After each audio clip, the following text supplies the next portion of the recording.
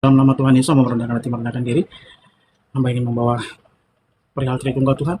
Kiranya anugerah Tuhan, hikmat daripada Tuhan yang boleh ada di kepala hati pikiran hamba. Dan setiap perkataan yang boleh hamba sampaikan itu berasal daripada Tuhan, daripada Engkau ya Roh Kudus. Ini hamba persembahkan mulut hati pikiran hamba, ya Roh Kudus. Pakai Tuhan, pakai Tuhan. Pakai Tuhan sehingga setiap detail perkataan yang hamba sampaikan semua berasal daripada Tuhan, bukan daripada hamba. Sembunyikan hamba di balik salib-Mu ya Tuhan. Sembunyikan hamba di balik kemuliaan-Mu ya Yesus yang baik. Biarlah semuanya untuk kemuliaan-Mu Tuhan. Di dalam nama Tuhan Yesus. Hamba berdoa juga untuk teman-teman yang mau mendengarkan, membuka hatinya. Hamba berdoa di dalam nama Yesus, firman ini menusuk hati mereka, menusuk pikiran mereka, sehingga mereka juga boleh membuka hati untuk-Mu ya Tuhan. Di dalam nama Yesus Tuhan, Juru Selamat dan Penebus. Haleluya. Amin. Shalom semuanya teman-teman. Shalom, shalom, shalom, shalom. Baik. Tritunggal. Ya. Ini khusus juga nih buat bekal buat teman-teman Kristen agar mengerti apa sih Tritunggal. Ya. Oke, saya baca dulu judulnya di atas tadi ya. Sebelum saya mulai ini, sebelum saya jabarkan, perlu dipahami bahwa banyak orang yang berbeda pendapat akan hal ini. Banyak orang, bahkan keyakinan, bahkan pendeta banyak berbeda pendapat. Karena itu untuk memahami hal ini, itu bukan dibutuhkan kepintaran manusia, tetapi diperlukan tuntunan Roh Kudus, hikmat daripada Tuhan. Ya. Nah, doktrin Trinitas itu adalah mengajarkan bahwa Allah itu satu esensi, satu hakikat. Tetapi ada dan berada dalam tiga pribadi yang kekal setara, yaitu Allah Bapa, Allah Anak, Allah Roh Kudus. Ya. Prinsip dasar Trinitas, saya baca dulu ya. Prinsip dasar Trinitas adalah, satu hakikat, esensi, bahwa Allah itu, Tuhan itu, keilahiannya, kuasaan, kemuliaannya itu satu. Tidak ada Tuhan yang lain. Dalam arti seperti ini. Ya. Bentuk dasarnya juga harus kita pahami. Kata Esa. Ya.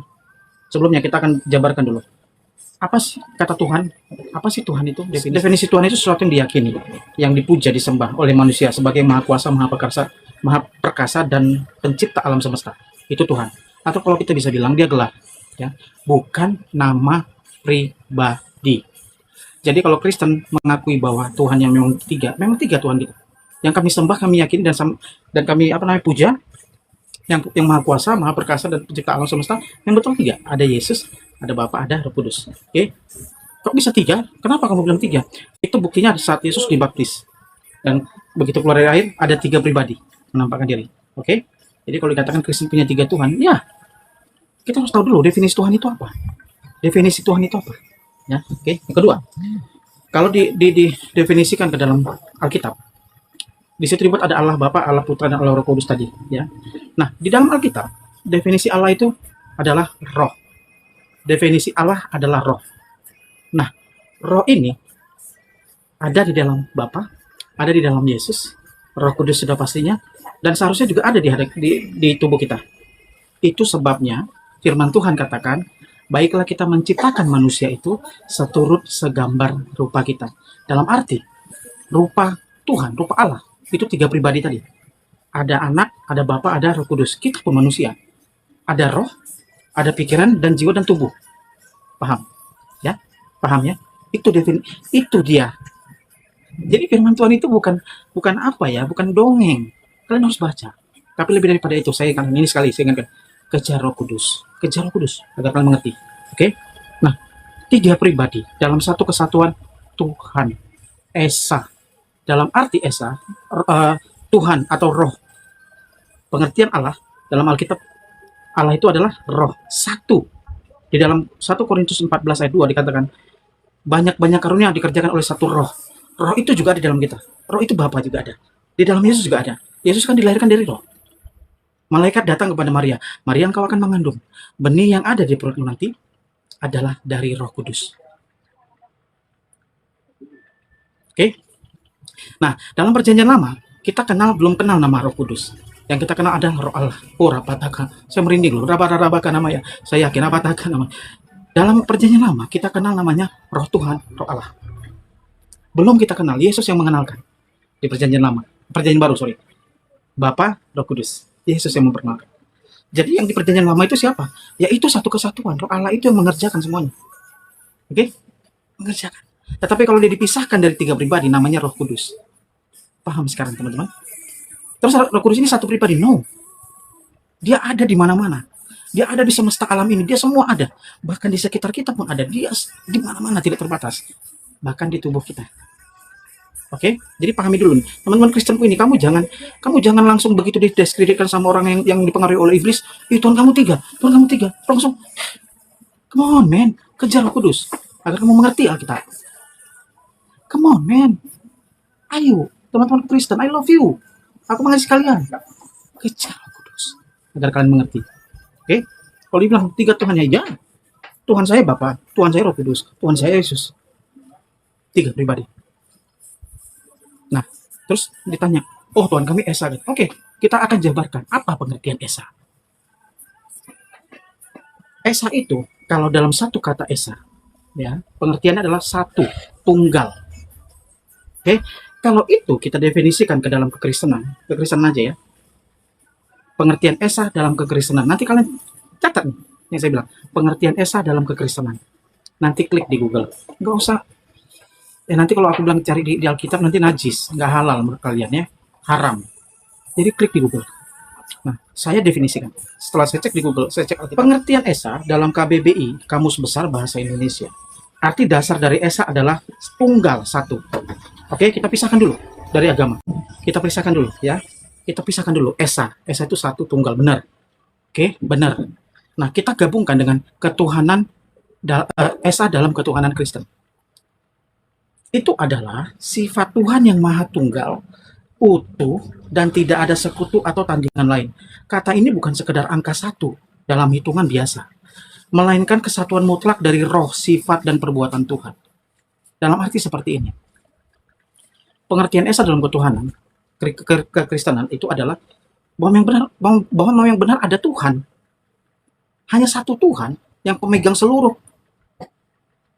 alam semesta. Yang menciptakan, nggak ada Tuhan yang lain. Bukan dalam arti nggak ada pribadi yang lain. Tuhan ini kan tadi saya bilang jamak. Tuhan itu gelar. Yesus, Roh Kudus, dan Bapa. Itu gelar. Memang benar nggak ada Roh Kudus yang lain. Memang benar nggak ada Bapa yang lain. Memang benar nggak ada Yesus yang lain. Satu. Esa. Atau dalam saya implementasikan dalam kehidupan kita. Sebuah kerajaan. Contoh ini sebuah kerajaan. Hanya ada satu kerajaan yang memimpin seluruh dunia ini. Tidak ada kerajaan yang berkuasa. Ya, hanya satu kerajaan. Kerajaan ini yang memiliki kuasa, dia menciptakan seluruh bumi ini. Nggak ada kerajaan A, kerajaan B, kerajaan C. Nggak ada. Hanya satu kerajaan. Itu Esa, mutlak, tunggal. Bukan berbicara pribadi. Ya, paham sekarang teman-teman? Jadi Esa dalam kekristenan bukan bicara pribadi. Bukan. Bukan bicara pribadi, satu Tuhan saya. Misalnya contoh lah ya, dalam Alkitab. Satu Allah saya. Dia nggak ngerti Allah itu apa. Itu bukan nama. Itu bukan pribadi. Itu gelar.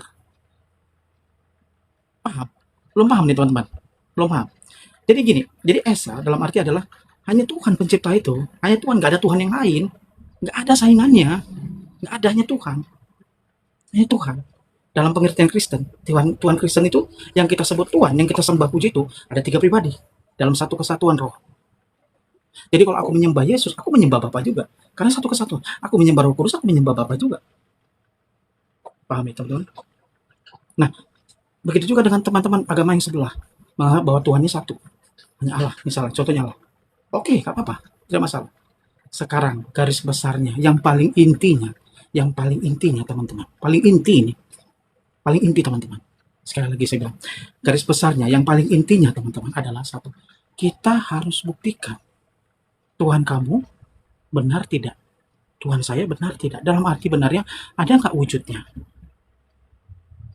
Ada nggak orangnya? Atau dalam arti mohon maaf, ada nggak? Nyata nggak orangnya? Maaf Tuhan. Nyata nggak wujudnya? Nyata nggak kehadirannya? Nyata nggak kuasanya?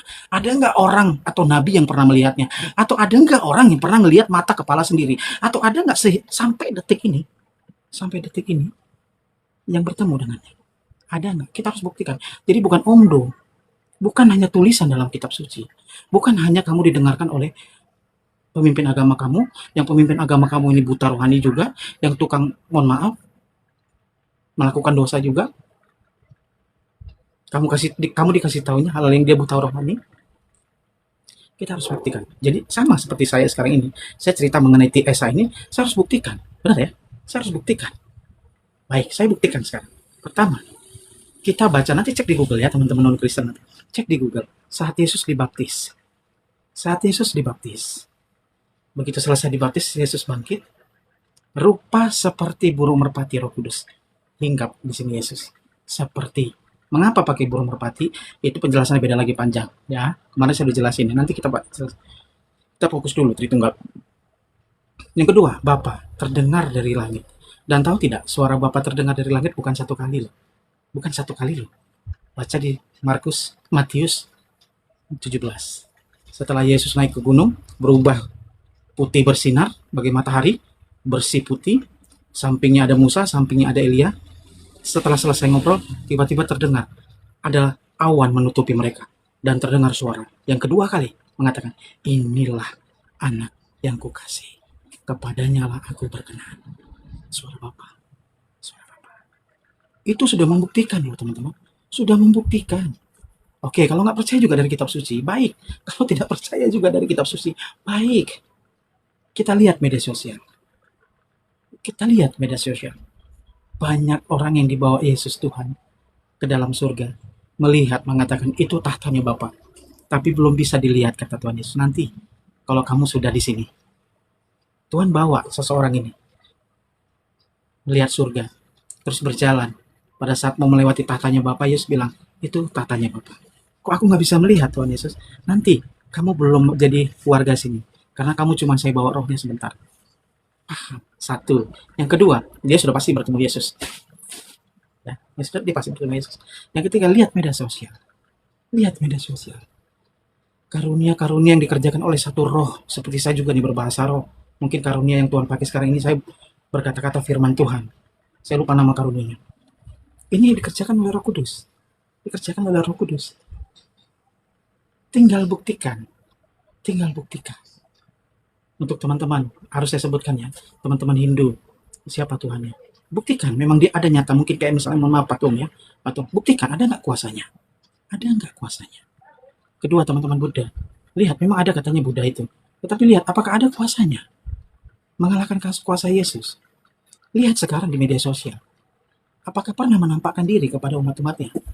Melebihi Yesus. Satu lagi teman Muslim. Buktikan. Buktikan. Jika memang Tuhan kamu satu, buktikan. Apakah ada wujudnya? Apakah pernah bertemu dengan minimal 3 orang saja? Buktikan. Jadi jangan ngejek Alkitab. Jangan ngejek Kristen. Tuhannya 3, pakai, mohon maaf, digantung pakai kolor lah katanya. Terus, masa Tuhan jadi manusia? Masa Tuhan, mohon maaf. Masa Tuhan jadi keluar dari kelaminnya wanita? Mohon maaf. Kamu buta, nggak tahu apa-apa. Tapi mau menilai Tuhannya saya. Kamu buta. Mau menilai Tuhan yang kudus. Buktikan Tuhan kalian. Buktikan. Jika sekarang detik ini kamu sudah mulai meragukan, berdoa, minta ampun sama Tuhan Yesus. Minta ampun. Paham sekarang Tritunggal ya teman-teman? Tritunggal. 3 pribadi, satu kesatuan di dalam roh. Karena Allah itu roh. Satu-satunya.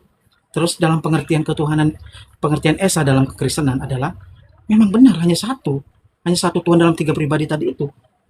Di seluruh muka bumi semesta alam ini nggak ada yang lain, nggak ada tandingannya. Kayak misalnya contohnya begini dalam sepak bola. Ya, mohon maaf, ini bukan apa. Oh, Tuhan aku izin Tuhan memakai istilah ini dalam kehidupan biar kami semua mengerti. Contohnya adalah Ronaldo dan Messi.